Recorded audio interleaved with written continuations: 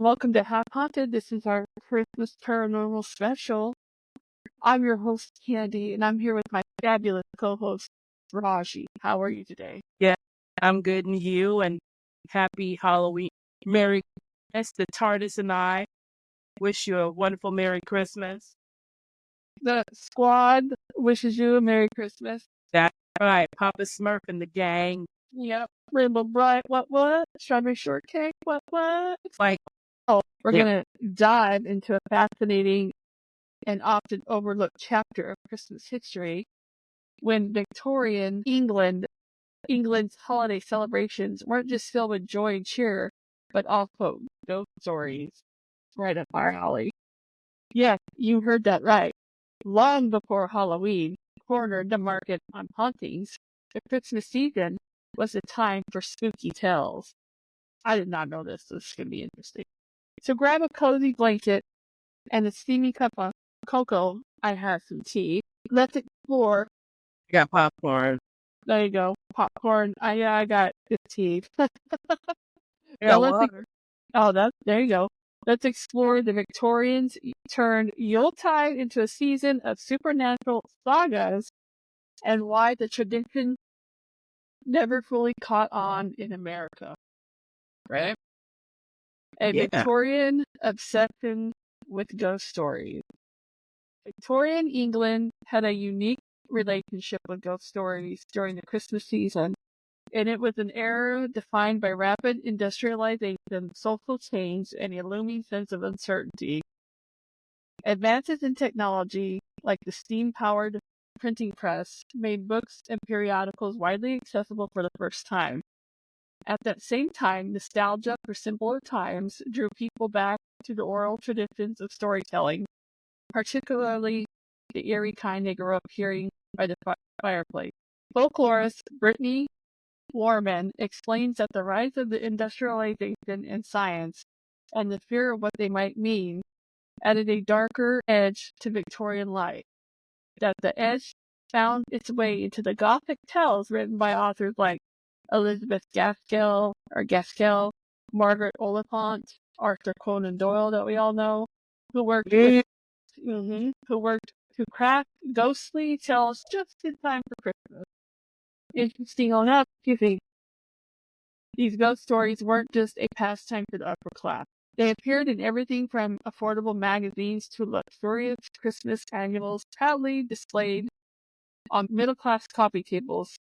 Some stories featured haunted manor houses, giving readers a glimpse into the upper crust holiday life, while others centered on working-class characters, appealing to a broader audience. Let's not forget Charles Dickens, A Christmas Carol, published in 1843, cemented his reputation as king of Christmas ghost stories. But it wasn't just Scrooge and Jacob Marley. Dickens edited collections of spooky holiday tales, effectively mainstreaming the genre or whatever. Thank you. Welcome. Genre. Thank you. Na. I need some booze. I need some hot toddies to go along with this Christmas story. But so do I. Why the tradition faded in America? Here's where it gets juicy. If you're wondering why Christmas ghost stories aren't a staple for the holiday season in America, you're not alone. Despite the enormous success of A Christmas Carol stateside, thanks in part to Dickens' pre-existing fan base, the tradition itself never quite caught on here. Brittany Warman suggests that a part of the reason lies in America's cultural mindset. Immigrants arriving in the United States often viewed their home as a fresh start, one from the free old world superstitions and beliefs they left behind. Ghost stories, with their ties to folklore and mysticism, were seen by some as relics of the past. At the same time, Irish and Scottish immigrants introduced Halloween to America, complete with its own traditions of ghost stories and supernatural themes. Over time, Halloween became the go-to holiday for spooky tales, leaving Christmas to focus on warm, sentimental narratives. The result, while Dickens' masterpiece remained a holiday classic, it became more of a phenomenal rather than a representative to a larger trend. Aside from a single line in the 1963 The Most Wonderful Time of the Year, which mentions both scary ghost stories, the tradition faded into obscurity on the side of the Atlantic. Wow. I didn't know that either. No. Interesting. The Victorian legacy. In Victorian England, Christmas ghost stories were more than just a pastime, they were a reflection of the times. The era's uncertainty and fascination with the natural, often supernatural, offered fertile ground for the Gothic literature. And thanks to technology advances, these stories could be shared far and wide. One of the most enduring contributions of this tradition is the way Dickens and his contemporaries shaped Christmas literatures as a whole. Theme, forgiveness, reunion, and redemption, central to A Christmas Carol, became staples of a holiday storytelling. Dickens' ghost stories didn't just spook readers, they also offered moral lessons, a sense of hope, which made them perfect for the season. Even today, a traditional blending of eerie and heartwarming lives on the subtle ways, enduring popularity of A Christmas Carol, or the occasional supernatural element of modern-day films and books, reviving the tradition. So why not bring back the Victorian tradition of Christmas ghost stories? The season already invites reflection, nostalgia, and a touch of magic, perfect ingredients for a spooky tale or two. Imagine sitting by the fire, the Christmas tree lights, casting shadows, swapping ghost stories with family and friends. It's a way to connect history while adding a fresh twist to celebrations. And for inspiration, look no further than the works of Elizabeth Gaskell, Margaret Oliphant, or even Dickens himself.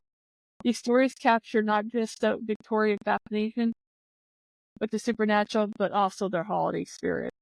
That makes sense, though. Like Charles Dickens, with the visited by three Scrooge is my favorite. The Bill Murray one was my favorite one. Yeah. But that lady hits him upside the head with the toaster. Bam! That was a good one. I didn't know that originally that it was ghost stories. And then when they came over here, they left that behind. They started. Got crazy. Where is he from? Right. So that was quite interesting. Yeah, and it's like, it is a little dark, but when you're not used to where the history comes from, you're like, because is Santa Norwegian?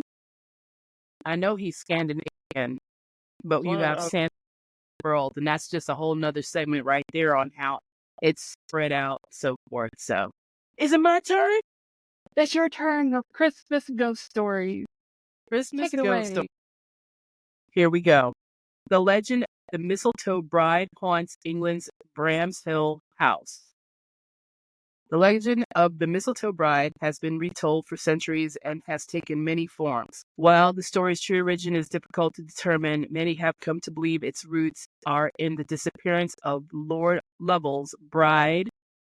I don't know if it's Lovell or Lavelle, but bride at the Bramshill house in Hampshire, England.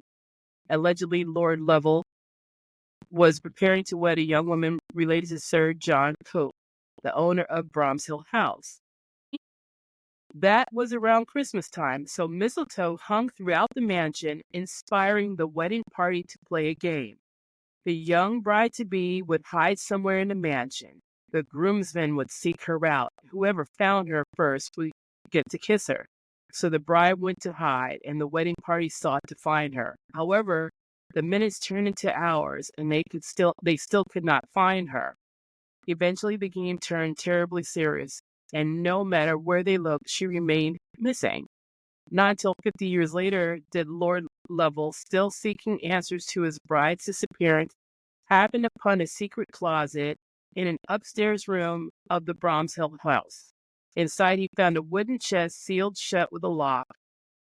Upon opening the chest, he found the nearly unrecognizable remains of his bride. Hold up. So she ends up on the fourth floor in a hidden cubby thing locked inside a chest. It's either a fucked up game of hide and seek or a murder mystery. Next on Dateline. Right. How'd you get in there? Up the room. Like, how did you lock yourself in a chest in this tiny room? You know what? Mm-mm. All right. Right. We're good. The next one. The Brown Lady of Rainham Hall wanders the passages every Christmas. The Brown Lady of Rainham. Oh, that is a hard one to. Rainham Hall. Raynham. Has collects visitors and paranormal investigators for hundreds of years. Back in the 1700s, owner Charles Townsend married a young woman named Dorothy Walpole. While they lived happily together for some time in Rainham Hall, Townsend soon became paranoid that his new wife was being unfaithful to him. Eventually, driving himself mad with jealousy, he decided to hide Dorothy away in the hall, telling all their friends and families she had tragically passed. Dorothy was forced to stay inside the mansion, allowed only to wander through its halls. Not long after she perished, never having left Rainham Hall after her husband imprisoned her. Ever since her passing, people have witnessed the image of a woman in a tattered brown dress wandering through the halls, and some of these reported encounters were truly horrifying. One visitor, unaware of the Brown Lady's legend, approached a woman in the hall, only to have her look at him with a glowing face. And where her eyes should have been, there were only empty sockets. Years later, after numerous other reported sightings, a photographer from Country Life magazine visited Rainham Hall to document it for an article. After snapping a photograph of the central stairwell, he saw within the image a hazy silhouette that many believe is none other than Dorothy Walpole, the Brown Lady. I wonder if that's that famous. Have you ever seen that famous on the stairwell? Yeah, I wonder if it's that famous picture. Remember? From Jerome, Arizona. Hold But on. I wonder if I have it. right. Do you know that famous one? Should I read on while you look? Yeah, but I would be freaked out too. I'd be pissed for my husband. If my husband had locked me up, I would be pissed too and haunting the halls forever. But if I think about the stairwell lady, I think it's the same one I'm thinking of. It's a famous photograph, and there's like a hazy thing on the stairwell, and I've seen this photograph before, and I think it's the same one. But go on, continue. An old Victorian house is allegedly haunted by an eccentric woman every Christmas. One group of ghosts from the Stark family, is that Tony Stark's family? I don't know, has quite a legacy for themselves. The Starks left behind numerous spirits that are now haunting a Victorian home in Ludington, Michigan. Thank you, Michigan. And visitors have reported numerous sightings, particularly around Christmas. One such ghost, Vera Stark, was well known in life for her eccentricities and seemed to have brought them with her to the afterlife. Those who claim to have seen her ghost say she appears in the front yard of the home wearing only a fur coat and picking flowers. Oh, she nasty. Just as she did. In addition, the ghost of one of the Stark daughters, who suffered a terrible mishap in the mansion's gymnasium, can allegedly be seen walking through the halls of the current owners of the home have even attempted to open it up to a historical course, but apparently ran into problems. Our spirits did not care for being open to the public and went wild. Okay. I wish I would have known. At least the only reason why is because I was just in Brooklyn this past Tuesday. That's right. Alleged antics plagued a Brooklyn home during Christmas time. A few weeks before Christmas in 1878, Edward F. Smith was at his home in Brooklyn, New York, when the doorbell rang. He answered the door, but there was no one there. This soon became a nightly occurrence. The doorbell would ring, only to find no one outside and no signs of anyone had been there at all. Growing frustrated, Smith sprinkled ash and flour along the path to the door, expecting to find footprints to be left behind. But the substances were undisturbed and noises continued. No matter where he and his family stood around the house, the noises remained unidentifiable. Smith and his family were growing more concerned as the doorbell ringing turned into aggressive banging on the doors. Ooh, I'd be pissed.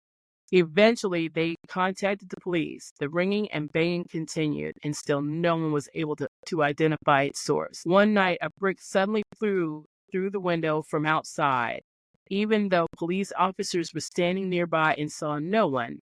Although they investigated the home for some time, police were unable to identify the cause of the disturbances. Smith and those who witnessed the strange occurrences immediately concluded they must be paranormal in nature. A headless horseman allegedly haunts Roos Hall every December. Roos Hall, a mysterious mansion in the English countryside, is rumored to be one of the most haunted places in England. Located just outside a small town of Beccles in the county of Suffolk, the mansion has accumulated plenty of ghost stories ever since it was first built in the 16th century. One of the most horrifying stories is that of the Headless Horseman. Many people may be familiar with this legend, but at Roos Hall, it takes on a life of its own. Numerous visitors to Roos Hall reported a man on a horse riding toward them on the road, only to discover that he had no head. Allegedly, on Christmas Eve, the headless man is often seen clattering down the driveway with his phantom coach and 4 horses. And this is only the beginning of Roos Hall's ghostly existence. Other rumors claim that there are strange markings inside the hall known as devil's footprints, and some have even reported seeing a girl watching them from the windows. Hell no. There's similar stories around here from, remember Dr. Henry Hyatt that we had that podcast about? Yeah, weird shit like that's happened around here too back in the day. I'm like, no. I see some horses that I can't see. Yeah, you hear them, but you can't hear them. Yeah, I'm like, no. Yeah, exactly. Devil's footprints, no thanks. No, thank you. No chair, footprints, nothing. All right, let's see here. The ghost of Sir Geoffrey de Manville and his headless dog roam the streets on Christmas Eve. Oh, okay. The story of Sir Geoffrey de Manville is brimming with political betrayals. He held the title of Earl of Essex and was a prestigious European landowner during the 1100s. Wow, 1100s. Because of his title, right? Because of his, however, let me see here. Because of his title, he had great influence over royal politics at the time. However, when a debate emerged regarding the rightful heir to the throne, he chose the losing side and was promptly stripped of many of his assets and excommunicated from the church. During his excommunication, Sir Geoffrey was slain on the battlefield, but because of his exile, he was not allowed a proper Christian interment, which many believe left his spirit trapped within the earthly realm. Rumors claim that Sir Geoffrey also left a curse on the properties he owned, stating that should they ever be taken away from him, ruin would befall his betrayer, and every 6 years on Christmas Eve, he and his headless dog would haunt the land straight in a red cloak. What? Did I read that right? He and his headless dog would haunt the land straight in a red cloak. Mm-hmm. Ever since his demise, people who have visited the properties he once owned, particularly Thames Brook Bridge and East Barnet, have reported hearing strange sounds and witnessing the lazy image of a headless dog breaking through the fog, accompanied by a knight full in armor and red cloak. Imagine that, you're minding your own business. Oh, no. And this dog in this red cloak comes out of nowhere. Then you turn around. You're like, you're not kidding. You don't need to go, oh, what's in this closet near this headless dog and this cloak with body? No. You go in the opposite direction of business. I'm white, but I'm not that white. I'm not going to try to investigate. I like cemeteries. I like investigating, but I'm not that enthusiastic about doing that. Exactly. A ghost supposedly disrupted a Christmas party in Alcatraz. Alcatraz, the isolated penitentiary located in the middle of California Disco Bay, closed down in 1963. The tales of those who were once held on the island continue to haunt generations of onlookers and visitors. Often referred to as the Rat, Alcatraz has gained a reputation for unexplainable and shocking ghost encounters, and one of the most notable was recounted during Christmas. Back in the 1940s, while the facility was still in operation, the warden at the time, Warden Johnston, decided to throw a small Christmas party at his boarding house on the island.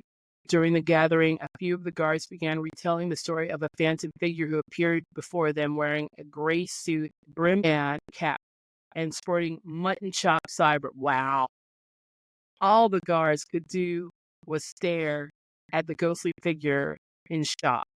And before they had a chance to move, the room suddenly turned very cold and the fire in the Ben Franklin stove was extinguished. And just as suddenly as he appeared, the Phantom Man. The Alcatraz is known for being haunted in general, the whole Yeah, island. I've actually never been on the island, but I've seen it from right. the shore. Yeah. I'm good. And the choppy water. Yeah. No All right. thanks. Yeah, I hear you. A Christmas ghost is said to haunt Bastion Square in Victoria, British Columbia. On December 25th, 1890, a disturbing story appeared on the front page of a Victorian newspaper, the Daily Colonist. Just as the clock was striking midnight, ushering in the joyous Christmas day, a misdeed as dark, cowardly, and mysterious as ever disfigured the history of this province was perpetuated. The target, who went by the name of David Fee, was only 21 years old and had been walking to meet his parents for evening mass at the nearby church after attending a costume party. Dressed up in a white clown costume, Fee, is that what we were calling it back then? All right. Fee had just arrived at the corner where the cathedral sat, dressed in a white clown costume. Fee had just arrived at the corner where the cathedral sat when a man burst out from the shadows and aimed a double-barreled directly at him. The man simply said, "You challenged me."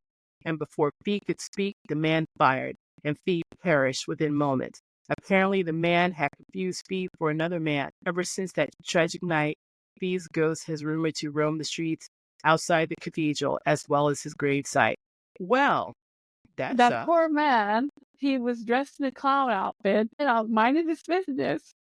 And another man, mistaken identity. How do you mistake a clown and you shoot somebody? It's a clown, unless there's another clown that challenged him. Like, how do you make that make sense? Poor guy, I mean, mind your business, walk in, and you challenged me. Sir, no, I didn't. Yeah. Well, sucks. All right. Yeah, you got one more. Anne Boleyn is said to return to her childhood home every Christmas Eve, Hever Castle. Okay, Hever Castle, which nestled deep in the British countryside of Kent, was once home to the Boleyn family. Anne Boleyn, because she was in the Tudors. Okay, never mind. The most well-known member of the family lived the early part of her life there before she married King Henry VIII. Within a few short years of her marriage, however, Anne was targeted by dissent and gossip throughout the castle, accusing her of everything from witchcraft to adultery. Eventually, her husband formally accused her of these charges, and she was ultimately executed. Whether she suffers from heartbreak or homesickness, Anne Boleyn's spirit is said to haunt the halls of her childhood home, Hever Castle. However, she allegedly only appears on one day of the year, Christmas Eve. Rumors persist that her somber specter is seen drifting silently over the picturesque bridge that spans the River Eden in the grounds of the home where she knew much happiness. One day of the year. One day of the year. Only one. Yeah, for real. That is wild. Weird. Interesting. All right. So, up next, a plain highwayman supposedly reappeared each Christmas Eve. In England, one particularly twisted ghost story harkens back to a tragic event that occurred one Christmas Eve in the late teens. There was once a fearsome highwayman known only as Gilbert who would wander up and down the town's main roads. One evening, the night before Christmas, a man and his daughter were traveling in a horse-drawn coach when Gilbert apprehended them. The daughter was able to sit next to the coach, but before her father could disembark, the horses became startled and bolted down the road with the man and his coachman now in tow. The two men struggled to get the horses back under control so they could go back and find the man's daughter. who had been left behind with Gilbert. However, when they arrived back at the scene, she was nowhere to be found. Instead, they saw Gilbert hunched over the ground with a dagger in his side. Rumor claims that once the coach took off down the road, Gilbert revealed to the girl that he was the one who took her brother's life some time before. Thrown into a rage by the revelation, she stabbed him and fled the scene. Local legends say that Gilbert was buried by the side of the road, and every Christmas Eve he can be seen wandering the same road, waiting for the coach with the man and his daughter to pass by again. Wow. Man, talk about took the roll. Mm-hmm. On the road. Mm-hmm. Yeah, you never know. There's another, it's called Raucous Revelers Are Said to Ring in the Season at the Crescent Hotel. The Crescent Hotel is by far one of the most notoriously haunted hotels in the U.S. Located along the northern border of Arkansas, near the Ozark National Forest, the hotel has been plagued by tragedy and ghost stories since it was first erected in the 1880s. There are different legends and ghostly sightings associated with almost every square inch of this estate. One story to astonish visitors to this day, allegedly 1 year during Christmas time, visitors came to view the hotel's Christmas tree, only to find the Christmas tree and all of its packages were mysteriously moved to the other side of the room. This could have been a prank staged by the hotel staff or a visitor. However, the occurrence was accompanied by sightings of various phantom spirits dressed in Victorian-era clothing, wandering aimlessly around the hotel's dining room. Some said the spirits appeared to be playful. They moved the gifts and the furniture across the room as a joke.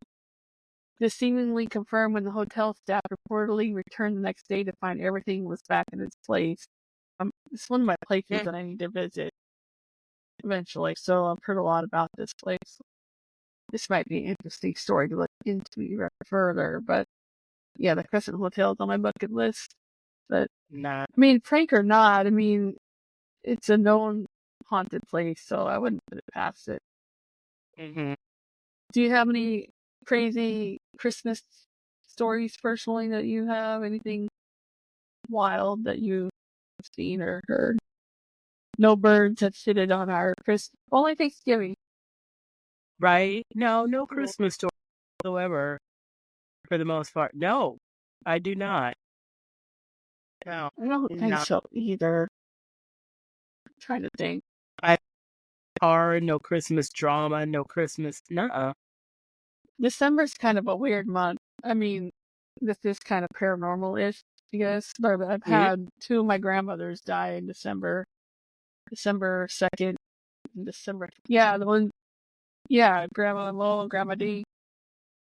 Yeah. I don't remember the month. I just knew one lived near Pioneer Village and the other one lived with you. Yeah, but the cool part about December, though, is my mom's birthday is the 21st, and then my cousin Abby's the 21st, too. So that's the cool part about December. And of course, my parents' anniversary, my mom and my stepdad's anniversary is the 24th. So that kind of outweighs the bad of it. Your Decembers are busy. You have a busy December. So do I. People try to invite me to things in December, and I'm like, unless they're playing ball, it ain't happening. Yeah. It's a busy day. Other than that, I don't have any ghostly experiences or anything like that. I don't either. But yeah, I don't have anything crazy. But thank you for joining us on this journey through the haunting history of Victorian Christmas ghost stories. If you enjoyed today's episode, please subscribe to Half Haunted and share it with your friends who love a good story. Join me next time as we uncover more forgotten holiday customs and traditions. Until then, happy holidays, happy New Year, and make your nights still be filled with more cheer than chills. Hey, I do want to tell people, though, we are going to go on a little holiday break. So there won't be some episodes until probably, I want to say, end of January, beginning of February. I'm going to go with February 1st. Will be in more episodes. So watch out for that. We won't have another episode coming out until February. All right. Yeah. So gives people time to eat and be jolly and return. Spend time with family. Yep. And shove that fruit down the garbage disposal. Yeah. We'll still be here. We're just taking some time to spend with our families and do all that kind of stuff. So we're still around, but we're just taking some time off. So I hope you all have a happy holidays. Happy birthday to Raji, our co-host. Her birthday while we're on break is January 2nd. So Hangover day. Yeah. Day of event sales on buying. Happy birthday to you. Thank you very much. So I'll wish her a happy birthday. Yeah. Anyway, we'll see you all back in February. Happy holidays. Have fun. Be safe. Be kind. Happy New Year 2025. Yeah. All right. I love you. Love you too. Talk to you later. Bye. Bye.